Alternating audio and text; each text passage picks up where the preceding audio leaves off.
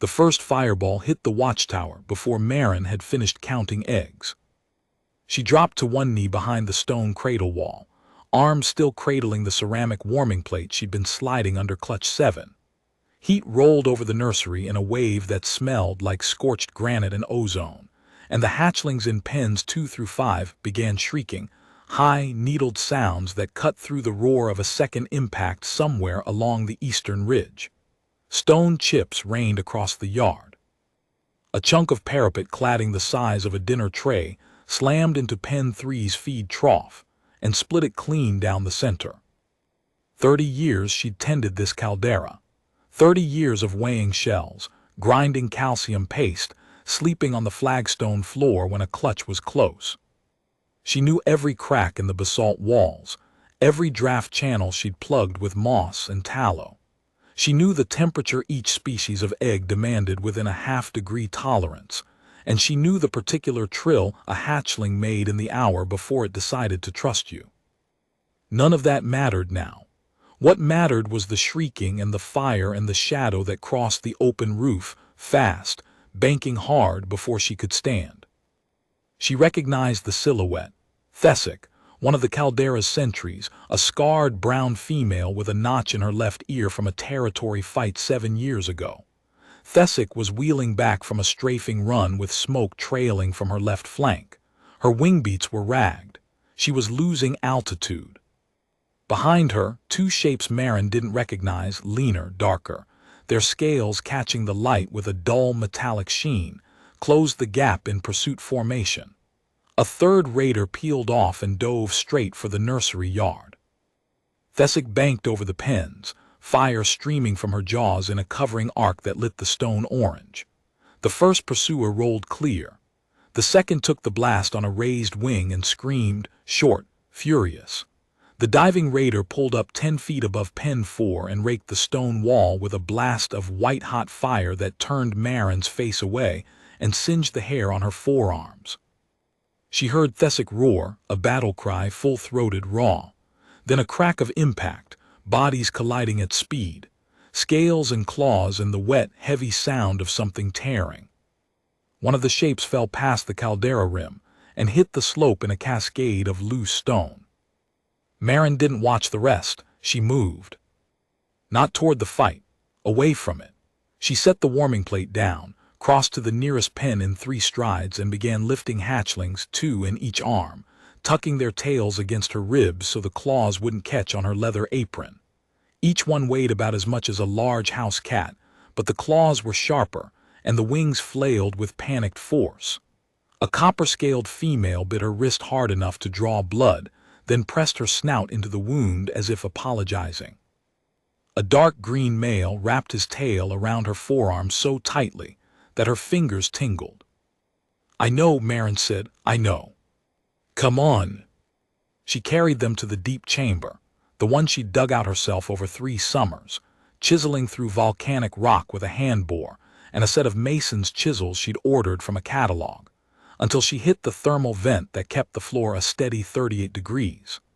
The chamber had no windows, one iron-banded door with marine-grade hinges she'd replaced 4 years ago, and enough stored formula to keep 40 hatchlings fed for a week. She'd built it for harsh winters, when the caldera's upper vents iced over and the pens lost heat. She'd never imagined using it as a bunker. But the walls were 2 feet of solid basalt, the door was iron-banded oak with marine-grade hardware, and the thermal vent provided heat independent of any surface system. It was, purely by accident, the most defensible room in the caldera. Another impact rocked the caldera. The floor shuddered. Dust cascaded from the ceiling of the stairway, and somewhere overhead she heard the crack and slide of failing masonry, a long, grinding groan, then the percussive crash of the watchtower's main parapet hitting the yard. Stone slamming stone in a cascade that sounded like the mountain itself was coming apart. One of the hatchlings in her arms, a slate-blue male barely 3 days old, convulsed with fear, his tiny claws punching through the leather of her apron into the skin beneath. She held him tighter and kept walking. 4 trips, 16 hatchlings. On the second trip she saw Thessic's partner, a younger sentry named Grevek, lying crumpled at the base of the eastern wall with his neck at an angle that told Maren everything she needed to know. His amber eyes were open, unseeing, fixed on the sky he'd been guarding. Maren filed the grief and moved on. Later she'd mourn him. On the third trip she saw the first dead raider, dark-scaled, angular, a body type she didn't recognize from any kingdom whose eggs she'd tended. Thessic's claw marks crossed its throat in 3 parallel lines. Beyond it, a second raider, this one burned, chest caved in from dragonfire. The scales melted and fused in a pattern that spoke of point-blank range. Thessic had made them pay. But the sentry herself was gone. A trail of blood, brown and thick, the consistency of heated tar, led from the eastern wall toward the ridge. The blood was Thessic's. On the fourth trip, Maren went back for the eggs. The eggs couldn't scream. They couldn't bite her wrist or press their snout into the wound. They sat in their cradles, warm and silent and utterly dependent on the temperature she maintained, the humidity she monitored, the gentle rotation she performed every 6 hours to prevent the membrane from adhering to the shell wall. Clutch 7 was the most fragile 5 Varath eggs, pale blue with darker veins, requiring a narrow thermal band of exactly 37.8 degrees that Maren held with warming plates and damp cloth, and the kind of obsessive attention that had earned her the Caldera post in the first place. She wrapped each egg in insulating fleece, placed them in the padded transport crates she'd built from salvaged ship timber and horsehair padding, and carried the crates down the stone steps to the deep chamber 2 at a time. Her back ached, a deep, muscular pain between the shoulder blades that she recognized as the beginning of strain. Her wrist was still bleeding, the copper female's teeth marks swelling red around the punctures. Overhead, the sky flashed orange with dragonfire again, and she heard a sound that stopped her on the stairs.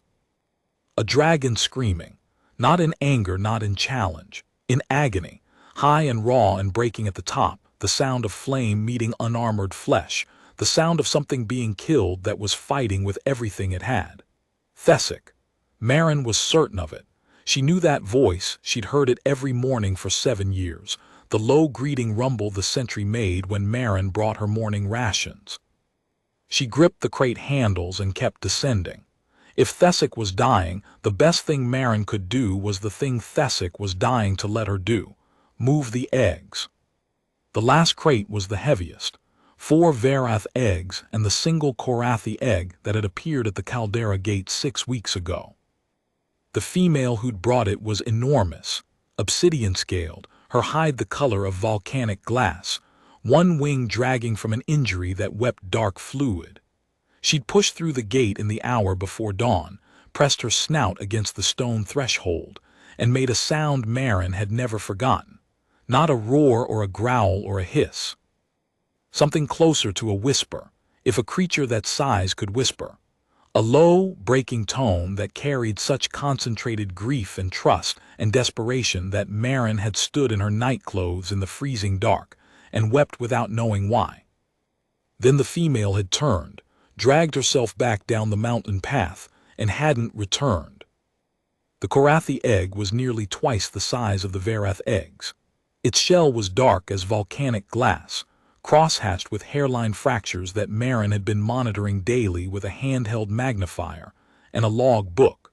She'd reinforced the worst fractures with calcium fiber tape, a compound she'd developed herself over 2 years of experimentation, mixing organic binders with powdered shell, until she found a formula that matched the natural flexibility of draconic eggshell. She'd adjusted the warming plate temperature 3 times as the fracture pattern evolved. She'd repositioned the egg twice to distribute thermal stress evenly. The embryo inside was alive. She could feel the faint pulse through the shell when she pressed her palm flat against it in the pre-dawn quiet, a slow, heavy beat like a second heart buried in stone, steady, patient, waiting. She carried it in both arms, pressed against her chest the way you'd carry a sleeping child, and she was halfway down the steps when the Caldera wall exploded inward. stone and fire. She threw herself forward, curling her body around the egg, taking the debris on her back and shoulders. Something hit her hard above the left kidney, a chunk of basalt the size of a man's fist, and she felt the hot, immediate spread of blood under her shirt. A burning timber fragment glanced off her right shoulder and left a scorching line across the muscle. Dust choked the stairway, thick and gray, and for 3 seconds she couldn't see, couldn't breathe, could only feel the egg against her chest and the stone steps cutting into her knees. She didn't let go. She crawled the last 8 steps, shoved through the iron door with her shoulder, and pulled it shut behind her with one hand while the other pressed the Kethrani egg against her sternum. The latch caught. She leaned her back against the cold iron and breathed. Inside, the hatchlings were piled in the far corner, a writhing knot of scales and tails and wide amber eyes. They'd gone quiet. That was worse than the screaming. Quiet meant they were afraid enough to hide, and hiding was an instinct these hatchlings shouldn't have needed yet. They were nursery-born.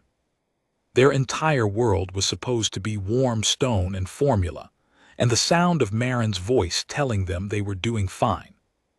She set the Kethrani egg in the center of the thermal vent and arranged the warming fleece around it with the precision of a surgeon draping a patient. Then she checked every other egg, shell integrity first, running her fingertips along each surface feeling for new cracks or depressions. Then temperature, pressing her inner wrist against each shell because the body's thinnest skin reads heat better than any instrument she could carry. Then position, confirming each egg sat at the correct orientation for its developmental stage. All 23, her hands were steady, they'd always been steady. That was the one thing she'd brought to this job 30 years ago that mattered more than knowledge or experience or credentials. Hands that didn't shake when the world around them was shaking apart. Clutch 7's third egg had shifted during transport, rotated 15 degrees off its marked axis. She corrected it, checked the membrane window with her headlamp, confirmed the embryo was positioned properly with the spinal ridge visible along the upper curve. Good. Clutch 4's calcium coating was flaking at the crown, early-stage shell deterioration, manageable with intervention. She mixed a quick repair compound from her emergency kit and applied it with a brush no wider than her little finger, working the paste into the flaking edges with circular strokes until the surface was smooth. The deep chamber's walls muffled the battle, but she could feel it, vibrations through the basalt, the percussion of impacts against the caldera rim, the occasional deep tremor that meant something very large had hit the ground. Once, she felt a rapid staccato through the floor, claws on stone, fast and heavy, something big running across the nursery directly above her head. Once, a scraping slide that might have been a body being dragged. Then at the 30-minute mark, she was counting because she counted everything. The vibrations changed. Not stopped, changed, heavier. Faster, more of them. The staccato pattern became a sustained rumble, as if the caldera had filled with thunder that wouldn't break. She felt new impacts, different from the Raider attacks, deeper, carrying a subsonic edge that rattled the formula jars on the storage shelf. Something else had arrived. The hatchlings felt it too.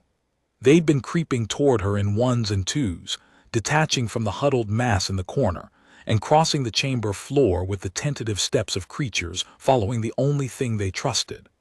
The copper female who'd bitten her earlier climbed into her lap and pressed her head under Marin's chin, her small body vibrating with tension.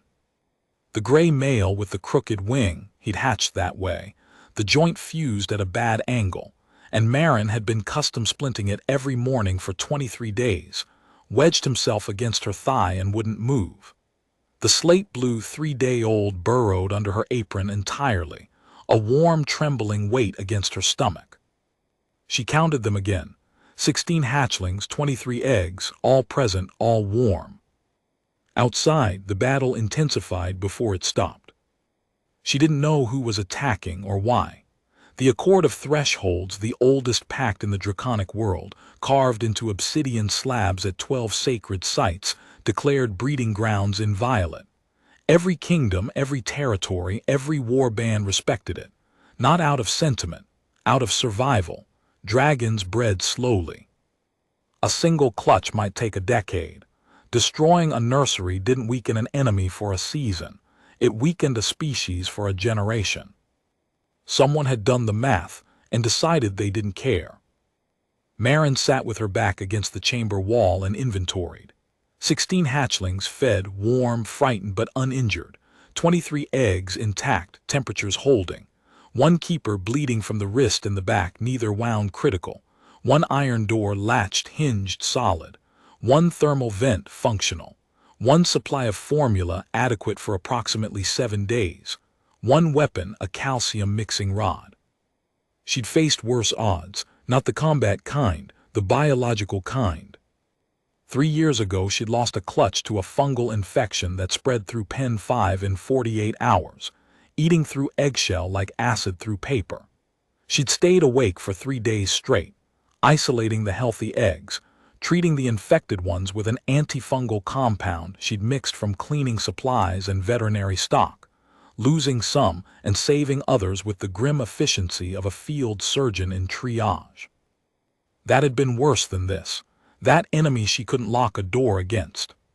She'd carried the grief of those 4 lost eggs for months afterward, turning the outbreak over in her mind, identifying the contamination vector, redesigning the quarantine protocols, building the airlock on Pen 5 out of salvaged materials and sheer determination so that nothing like it could happen again. At the 20-minute mark, the character of the battle above changed. Maren felt it through the stone, a shift in the percussion pattern. The raider strikes had been sharp, staccato, concentrated, targeted attacks on specific positions. The new impacts were heavier, more dispersed, carrying a subsonic depth that rattled the formula jars on the storage shelf. Counter-strikes.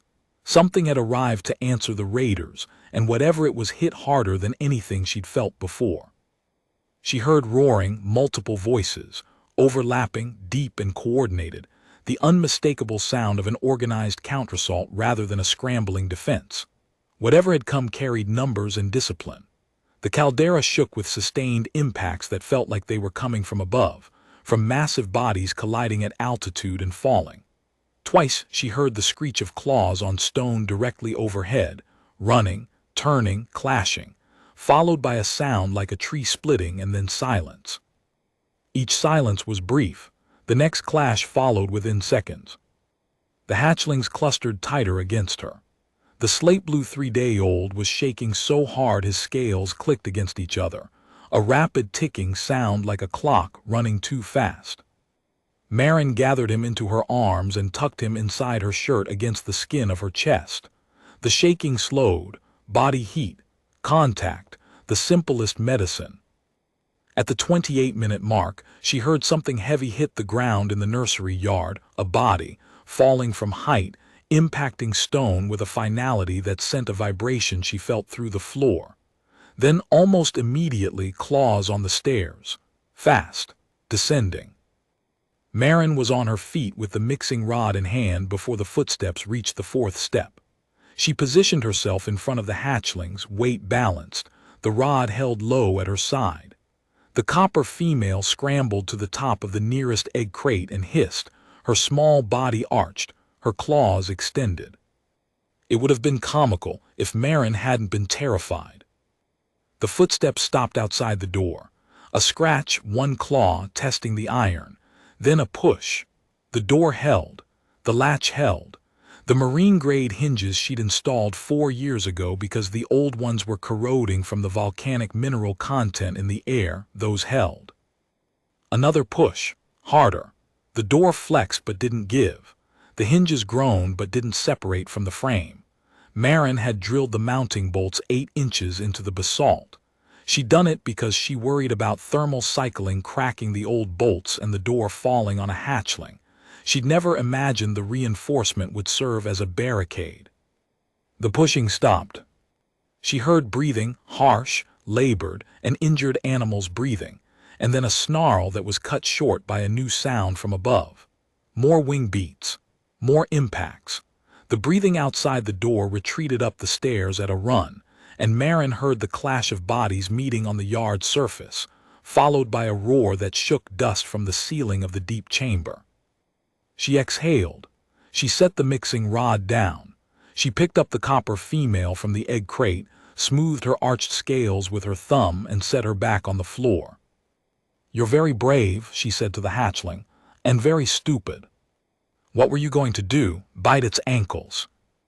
The copper female pressed her snout into Marin's palm and made the low trill, the trust trill, the one Marin had been earning for 30 years from hatchlings who had every reason to be afraid and chose not to be, because she was there.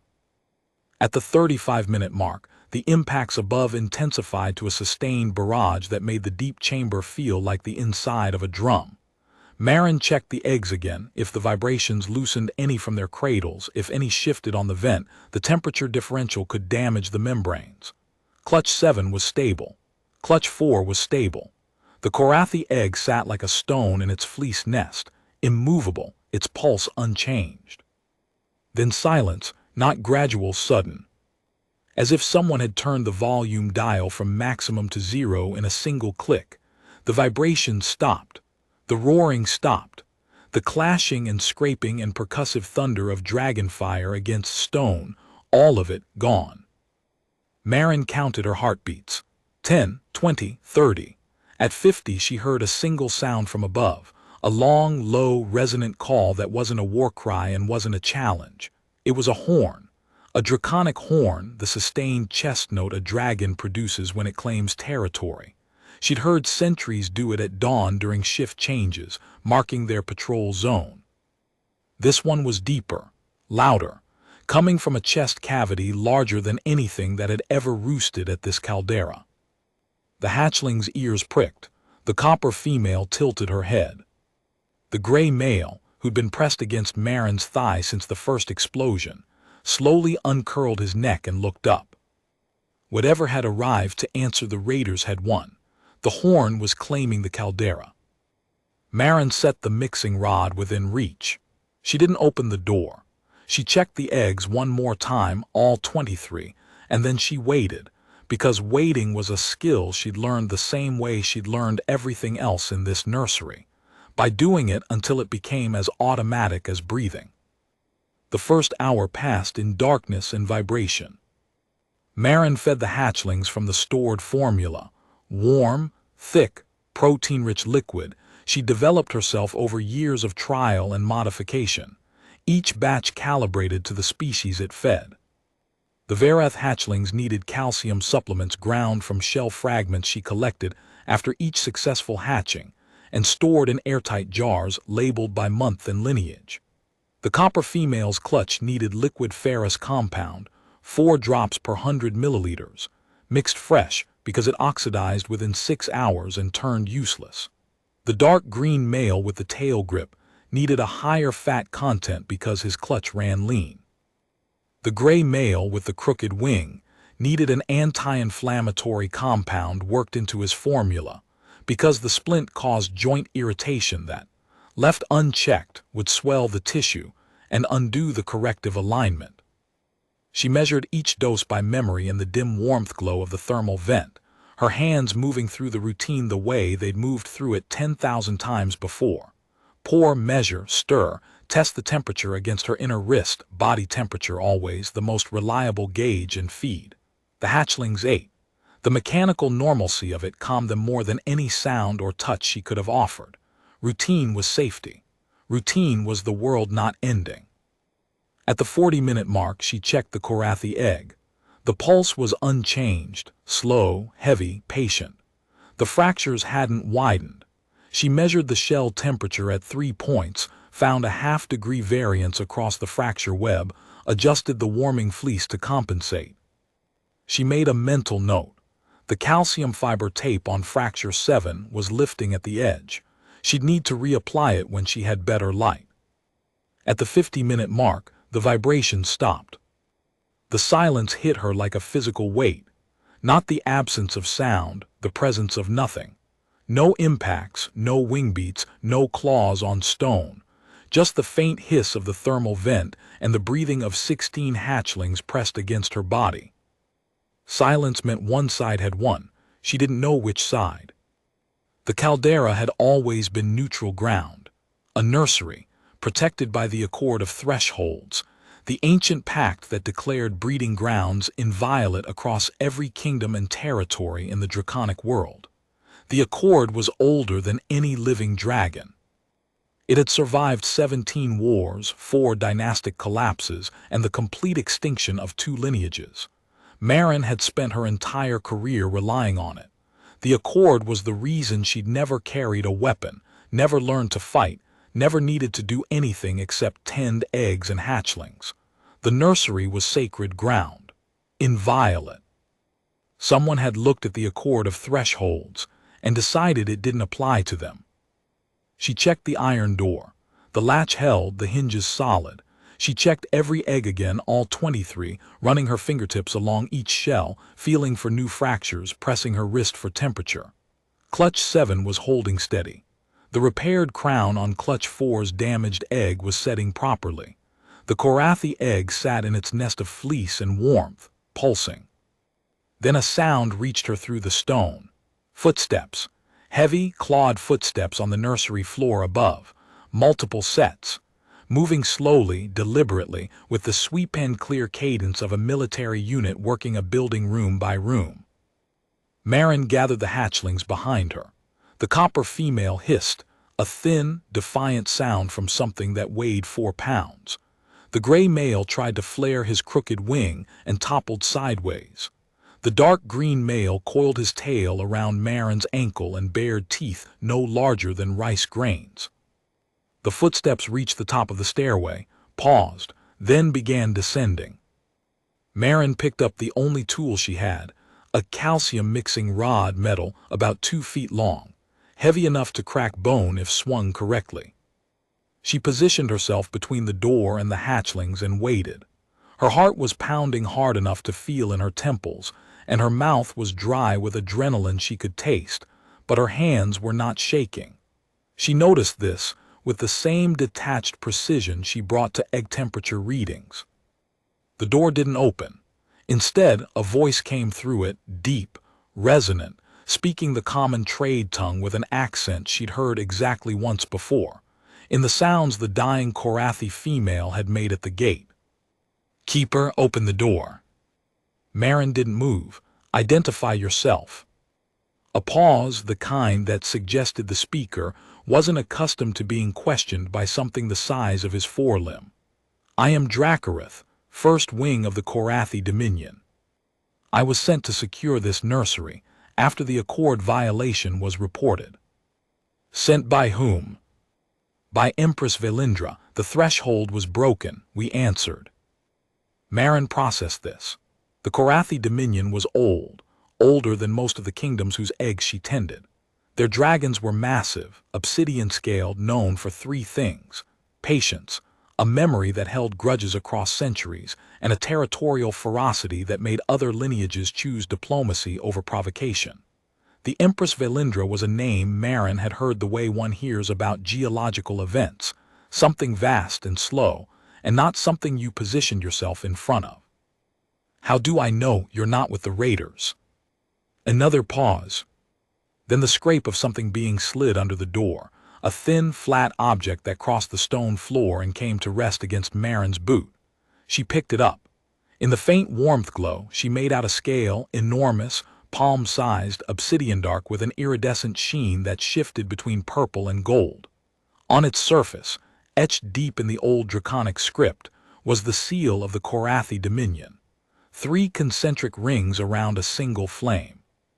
She'd seen that seal once before, on the belly scale of the limping female at the gate. Maren set the mixing rod on the floor. She opened the door. Dracarith filled the stairway. His head alone was the size of the door frame, angular, heavily horned, the scales so dark they seemed to absorb light rather than reflect it.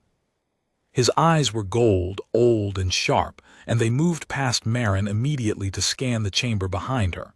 The hatchlings, the eggs, the warming fleece, the handwritten temperature logs pinned to the wall, the formula jars labeled and ordered. the emergency medical kit open, the calcium repair compound still wet on the brush. Behind him, two more Korathi dragons waited on the stairs, their wings folded tight against their bodies to fit the narrow passage.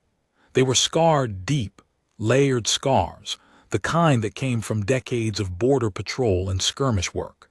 The air smelled like stone dust and spent dragon fire and the copper tang of blood.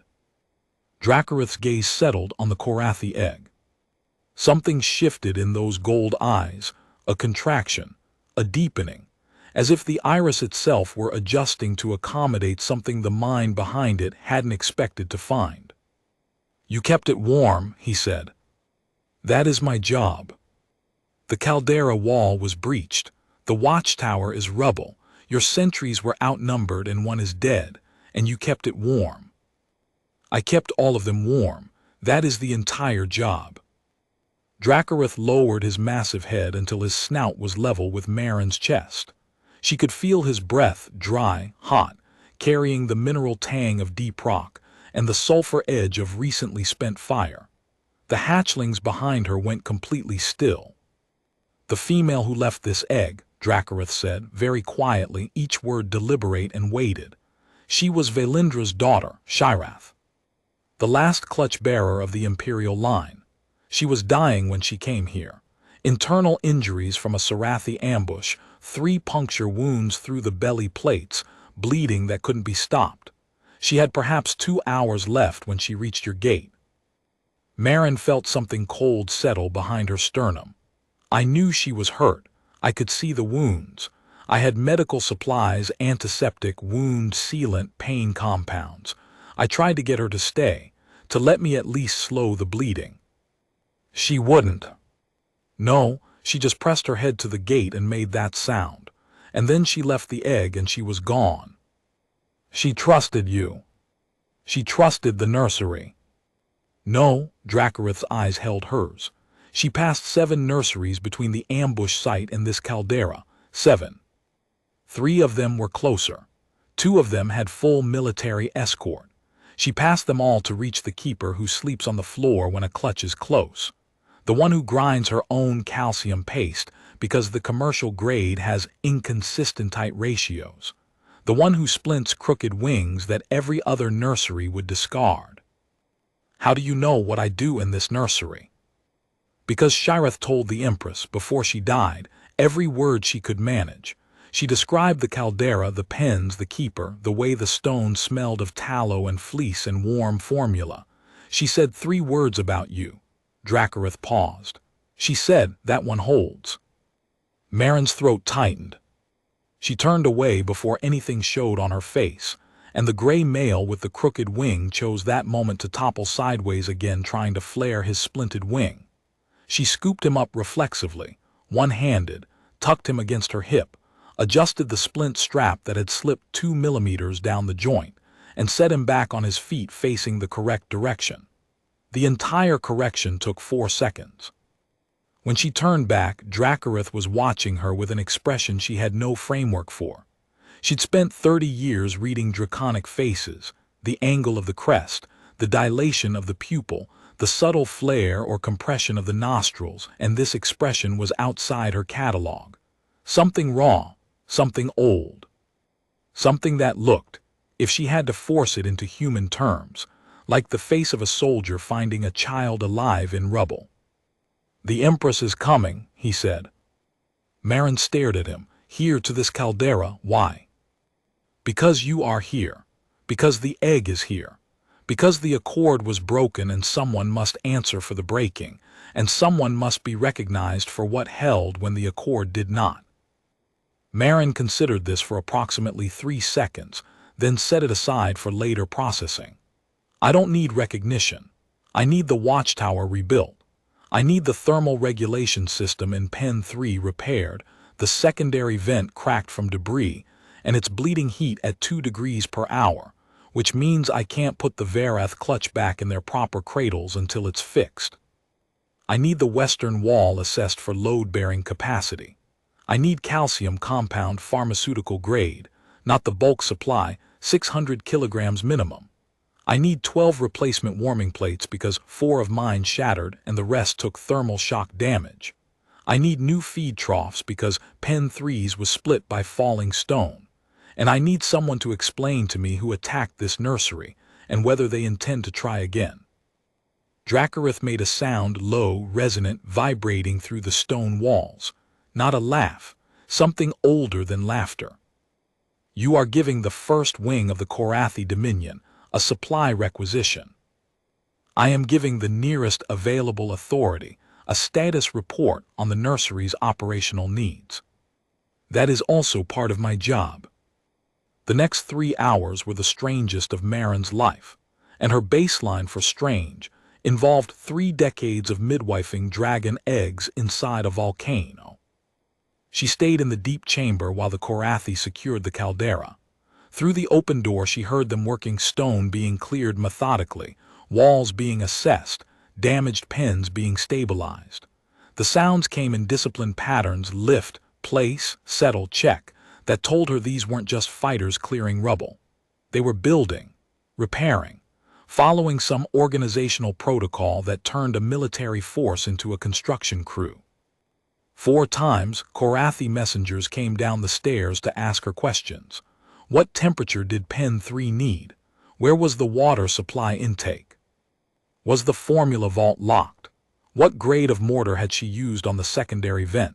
She answered each question with specifics and watched each messenger depart with an incline of the head that made her increasingly uneasy.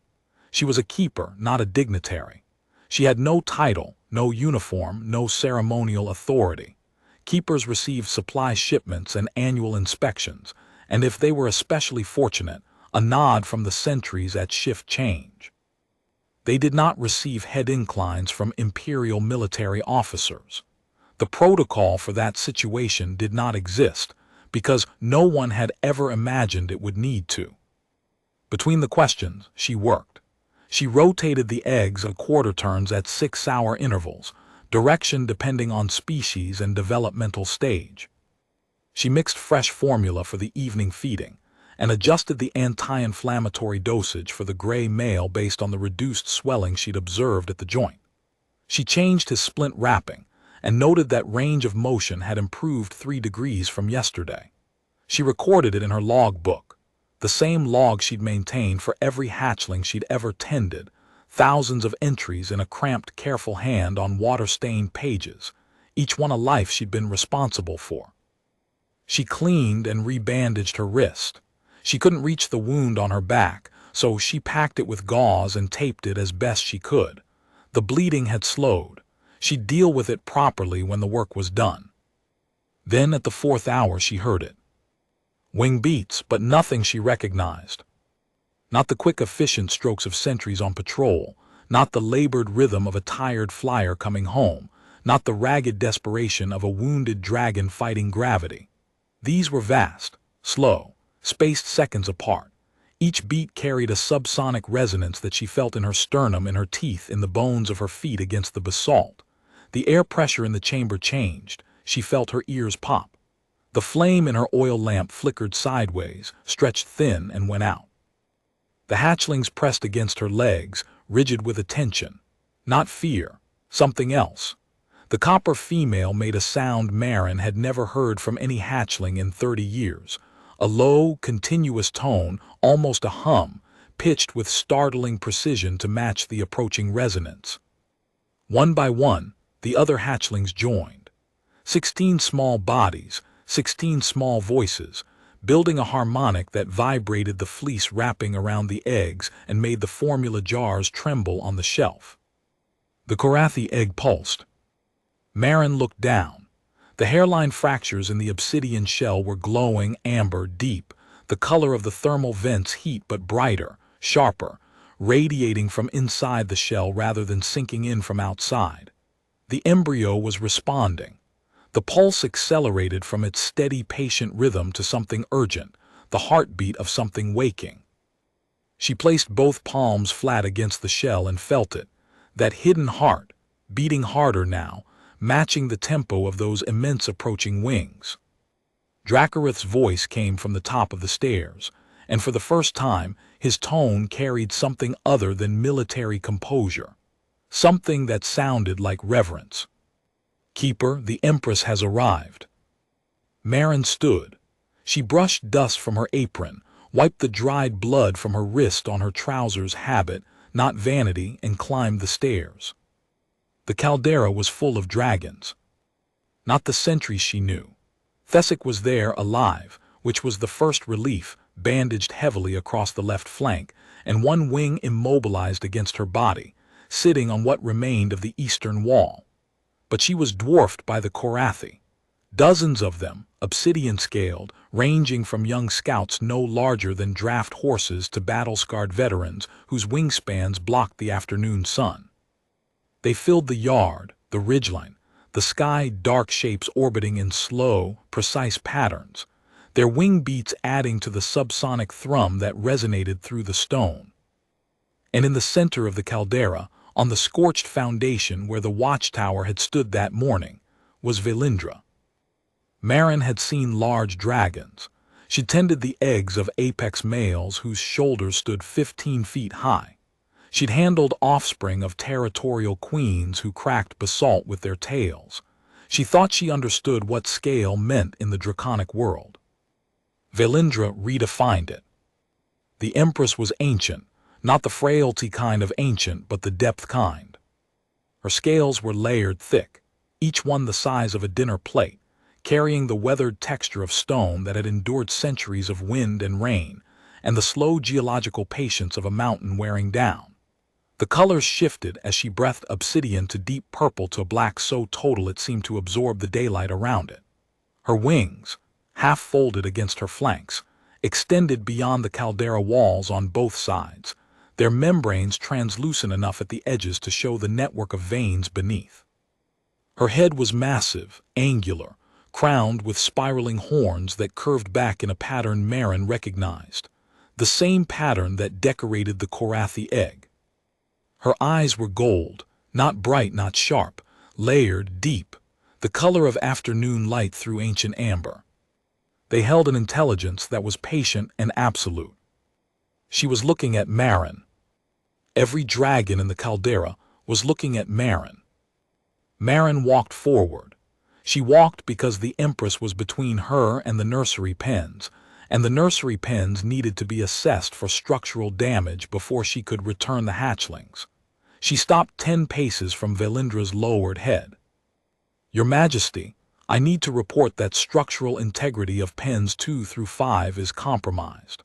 I cannot guarantee thermal stability above ground until the western wall is repaired and the secondary vent in pen 3 is resealed. All hatchlings and eggs are maintained at stable temperature in the deep chamber, but the space is not designed for extended habitation. I need materials and labor within 48 hours, or I begin losing thermal margin on the Verhath clutch." The caldera held its breath. Velindra spoke, and her voice was like the caldera itself, deep, resonant, carrying harmonics that vibrated through Maren's boots and into her bones. "You are Maren, the keeper who grinds her own calcium paste. The commercial grade has inconsistent calcium to white ratios, variable shell density in the 3rd trimester, increases fracture risk at hatching by approximately 14%.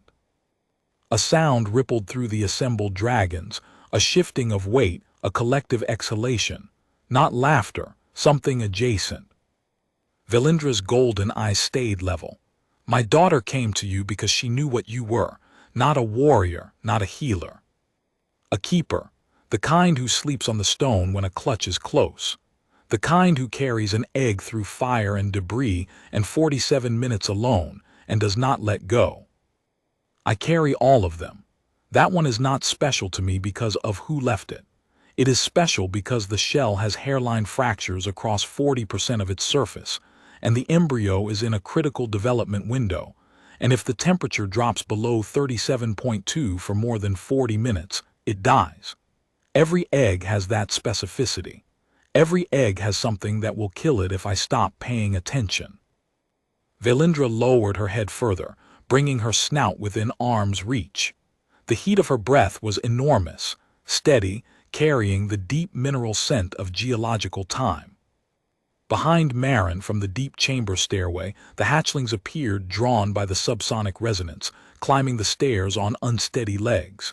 The copper female first, head raised, small wings fully spread. Then the rest, one by one. The gray male came last, limping with his splinted wing held at the careful angle Marin had taught him. They crossed the scorched yard and gathered around Marin's legs, and the humming began again.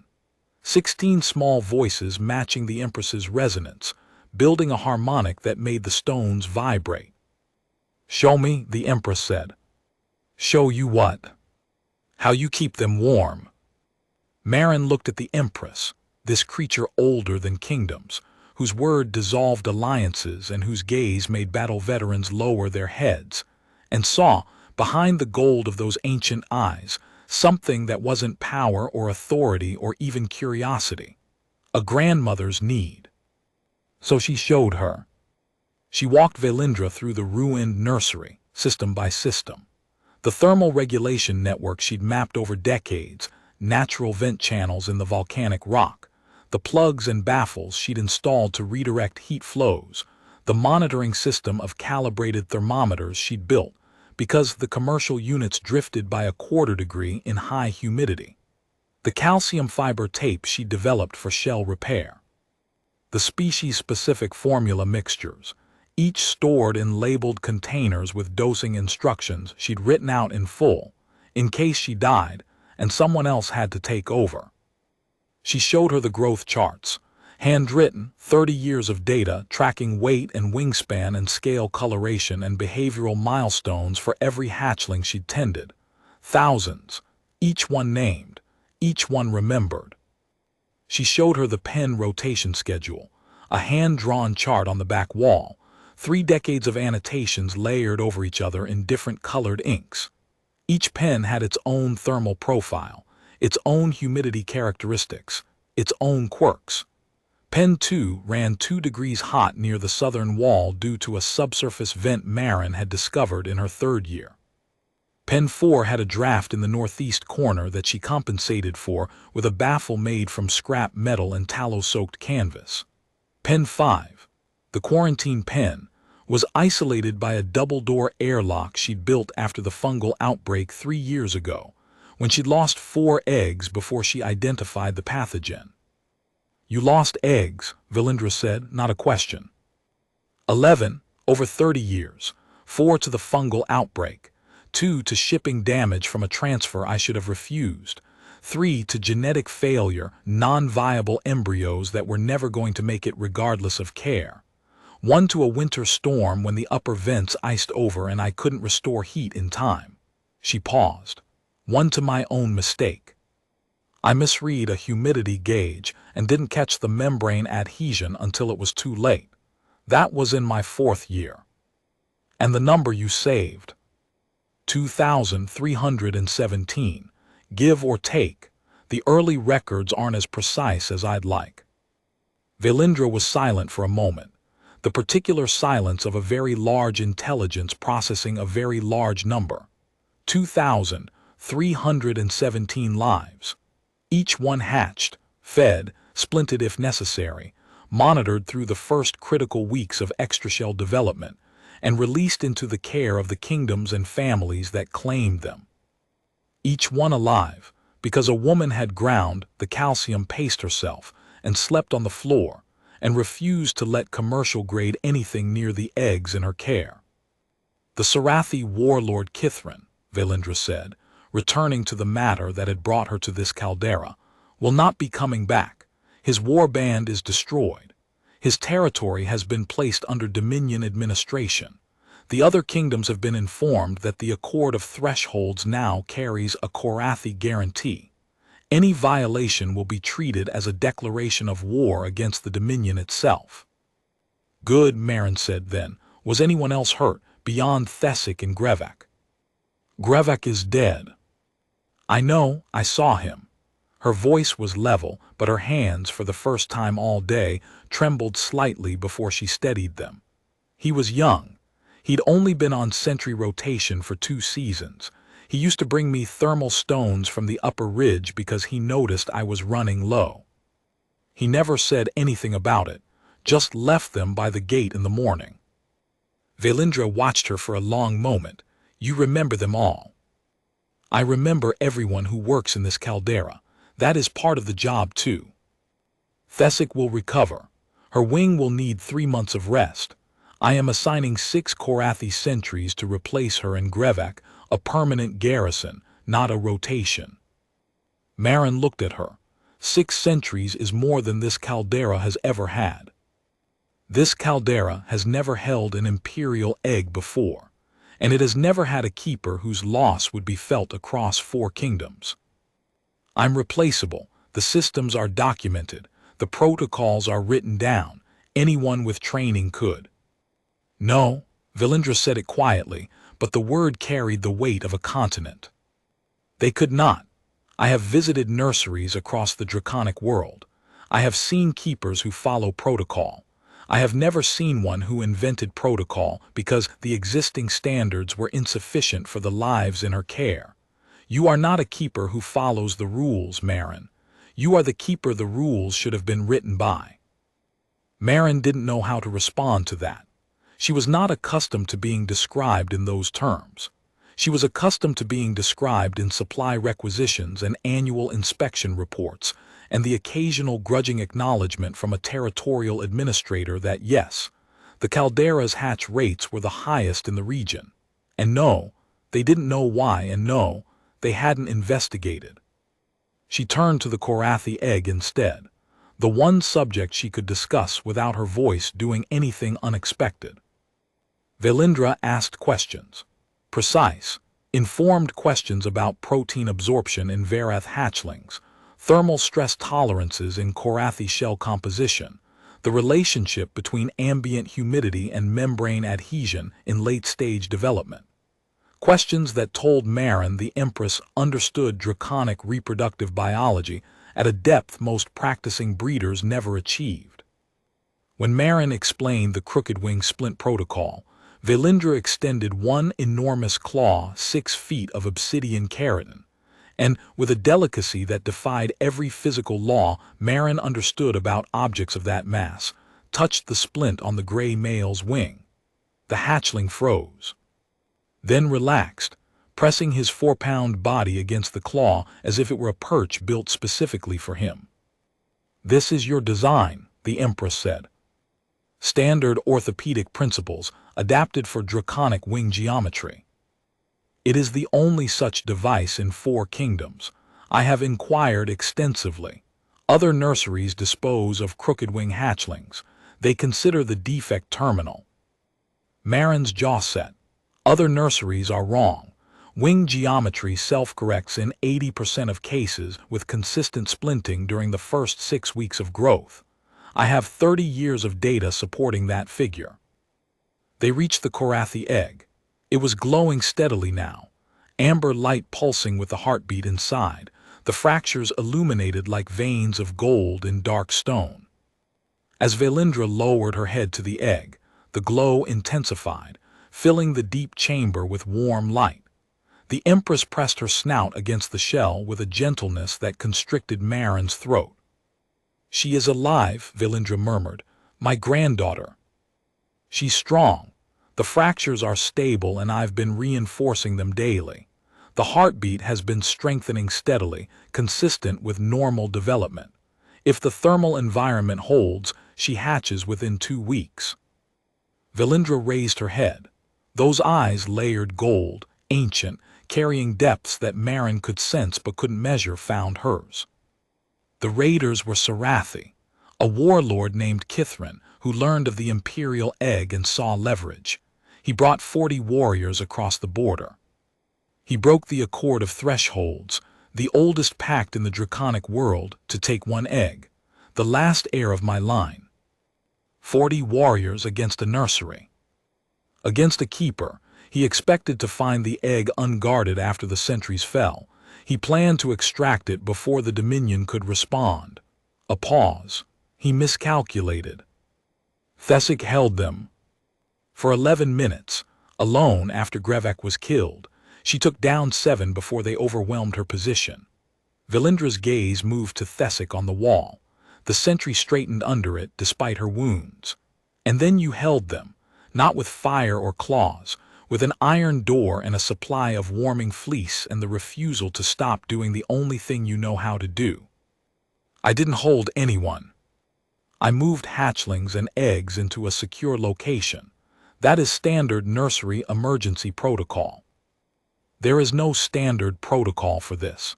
There has never been an accord violation against a nursery. In the entire history of the thresholds, you are the first keeper who has ever needed to make that choice, and you made it in under 4 minutes. Maren said nothing. There was nothing to say. She'd done what the situation required. That was always how the work went. Valindra straightened, and the movement shifted the air in the entire caldera. She turned to address every dragon present, sentries, Korathi, the veterans on the ridgeline, the scouts overhead.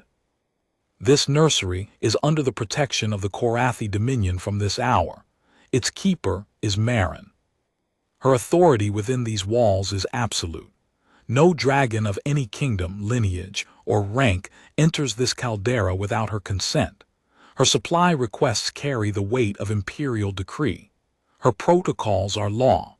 Her judgment on the care of eggs and hatchlings supersedes any command in the Dominion. She paused, including mine. The silence that followed was a different species of silence. Not battle-ending, not fierce silence. A tectonic silence, the sound of something permanent clicking into place. Then Thessic lowered her head. Not a bow. A recognition, the same gesture the dying Shirath had made at the gate, pressing the snout toward the earth, acknowledging something that deserved acknowledgement. The other sentries followed. Then the young Korathi scouts, folding their wings and dropping their heads mid-orbit. Then the veterans on the ridgeline, these enormous, scarred creatures lowering their horned skulls with a ritual precision that spoke of practice centuries deep. Dracarith was last. He lowered his head until his snout touched the nursery floor and held it there. The hatchlings began humming again. 16 small voices building a harmonic that was too large for the bodies producing it, a resonance that climbed through the basalt and the broken walls and the open sky until the caldera vibrated with it. The Korathi egg blazed amber through the stairway entrance, its light spilling up the steps and into the yard like sunrise through a doorway. Maren stood in the center of her ruined nursery, covered in dust and dried blood, her apron torn, her back still seeping through the gauze, holding a calcium mixing rod in one hand and a 4-pound copper-scaled hatchling in the crook of her other arm, and felt the weight of 30 years settle into something she'd never anticipated. Significance. Not the significance of title or rank or martial achievement. The significance of a woman who had spent 3 decades doing the small, invisible, unceasing work of keeping things alive, and who, when the walls came down, had done exactly what she always did. Kept the nursery warm. Valindra was watching her still. Those gold eyes held something that Maren, with 30 years of reading draconic expressions, could only name as gratitude stripped of debt. The gratitude of a grandmother who had been given one last chance. "What do you need?" the Empress asked. Maren looked at the rubble, the cracked walls, the shattered warming plates and the split feed trough and the gap where the watchtower had stood. She looked at the hatchlings humming at her feet, at the gray male with his brave, splinted wing. She looked at Thessic, bandaged and upright on the wall. She looked down the stairs at the amber glow rising from the deep chamber. Calcium compound, pharmaceutical grade, 600 kilograms. Thermal regulation tiles for pens 2 through 5. I'll provide specifications. A structural engineer rated for volcanic basalt. Heavy gauge insulating fleece, the kind that doesn't pill after 2 wash cycles. 12 ceramic warming plates with integrated temperature readouts. New feed troughs for pen 3. A plumber who understands volcanic mineral deposits, because my water intake pipe took a direct hit and those hatchlings need clean water before morning. the empress of the Korathi dominion, ancient beyond any calendar, whose wingspan shadowed the caldera and whose word was the final word across a continent, inclined her head. "Done," she said. And Marin, keeper of eggs, grinder of calcium paste, splinter of crooked wings, the woman who had held the line with nothing but steady hands and a mixing rod and 30 years of knowing exactly what each fragile thing required to stay alive, turned back to her nursery and went to work. The hatchlings followed her down the stairs without hesitation, every one of them. The copper female rode on her shoulder, claws hooked into the leather apron,